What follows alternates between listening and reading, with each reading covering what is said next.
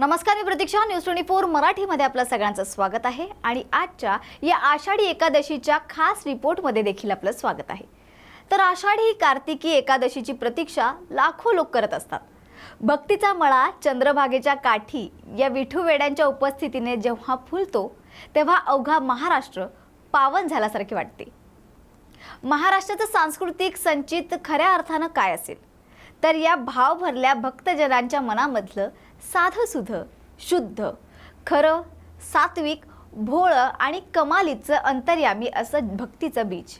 महाराष्ट्राचं लोकदैवत श्री विठ्ठल ही युक्ती म्हणजे लाखो वारकरी शिस्तीनं भक्तीत दंग होऊन पंढरीच्या भेटीसाठी शेकडो मैलांची वाट हसत हसत चालत पूर्ण करतात. त्यावेळी खऱ्या अर्थानं सार्थ होताना दिसते. हा कानडा राजा पंढरीचा लोकमानसात वसलेला आहे आणि महाराष्ट्राच्या सीमा ओलांडून तो पार भारताबाहेर पसरला आहे. साऱ्या संतांची मांदियाळी या विठुरायाच्या चरणी लीन झालेली दिसते आणि त्याच्यावरील निस्सीम भक्तिपोटी घरदार विसरून सर्वांच्या पलीकडे संतांचा मेळा ज्यावेळी जाताना दिसतो त्यावेळी आपोआपच सामान्य वारकरीही स्वतःच्या मनातल्या भक्ती मार्गात लीन होण्याच्या भावनेशी एकरूप होतो. ही गोष्ट सामान्य नाही. विश्वाचे आर्त आम्हा घरी प्रकाशली म्हणणारे ज्ञानोबाराय वारकरी संप्रदायाचा मार्ग कितीतरी पट रुंद करतात आणि तुकोबाराया जगत गुरुपदाला पोहोचून तुका झालासे कळस ठरतात. ही या भक्ती मार्गाची खरी श्रीमंती ठरली. पंढरपूरची ओढ ही सामान्य ओढ नाहीच मुळी. ती जन्माजन्मांतरीच्या पुण्याईतून निर्माण होणारी ओढ आहे. ज्याचं संचित थोर त्यालाच या पंढरीच्या राजाचं दर्शन घडतं.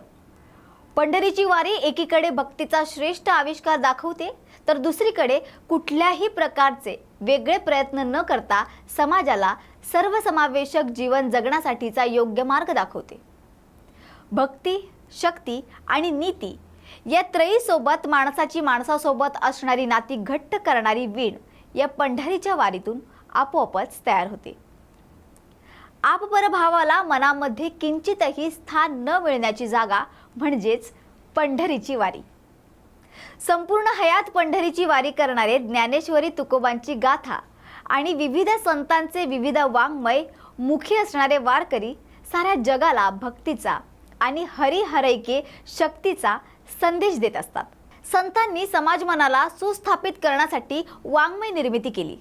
संत समाजसुधारक होते. अंधश्रद्धा सोडा, जातीभेद तोडा, चांगलं वागा, निसर्गावर प्रेम करा, नीतीने वाटचाल करा या संतांच्या वाङ्मयातील शिकवणीचा अर्थ काय तर तो हाच. समाजाने स्वतःचे हित कशात आहे हे ओळखून मार्गक्रमण करावे. संत वचनांची उजळणी या वारीच्या निमित्ताने प्रतिवर्षी होत असते. वारीच्या मुक्कामात भजन कीर्तन भारुडांचा रंग उधळतो. पायी चालताना गवळणी अभंग म्हटले जातात. तुळशी मायेची पूजा केली जाते. एकोप्याने सर्वजण एकत्रित जेवण करतात. समानतेचे सूत्र अशा प्रकारे वारीभोवती असते. महाराष्ट्राचा हा समृद्ध वारसा दिवसेंदिवस वृद्धिंगत होत चालला आहे. संतांचे अक्षर वाङ्मय हजारो ओठांमधून पुढील पिढ्यांसाठी हस्तांतरित होत आहेत. आणि सगळ्यात महत्त्वाचं म्हणजे कुठलाही राजकीय रंग या साऱ्या प्रक्रियेला लागलेला नाही आणि तो भविष्यातही कधी लागणार नाही. विविध परंपरांचे वैभव येथे नांदते. त्यातीलच शेकडो वर्षांची वारीची परंपरा पंढरीच्या प्रांगणात येऊन एकवटते आणि पंढरपूर खऱ्या अर्थाने गरजायला लागतो. महाराष्ट्र भूमीच्या पटलावर नाथ, महानुभाव, दत्त आणि समर्थ या चार भक्ती संप्रदायासोबत अत्यंत महत्त्वाचा आणि मराठी मनावर अधिराज्य करणारा संप्रदाय म्हणजे वारकरी संप्रदाय समजला जातो. स्वीकारणा सोपा, आचरणास तर त्याहूनही सोपा, पण तत्वज्ञानाची बैठक असणारा, प्रेम, जिव्हाळा, वात्सल्य, आपुलकीने न्हावून निघालेला आणि भक्तिपथावरून प्रामाणिकपणे निघाल्यास मुक्तीपर्यंत नेऊन सोडणारा हा संप्रदाय जणू मराठी माणसाच्या मनमानसावर गेली शेकडो वर्षे अधिराज्य गाजवते. श्री विठ्ठलाचे लोकदैवत हा साऱ्यांचा आवडीचा भाग आहे.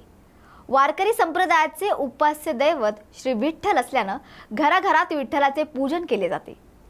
ज्ञानदेव नामदेव काळाच्या आधी भक्त पुंडलिकांची महती या भूमीवर गायली जाते.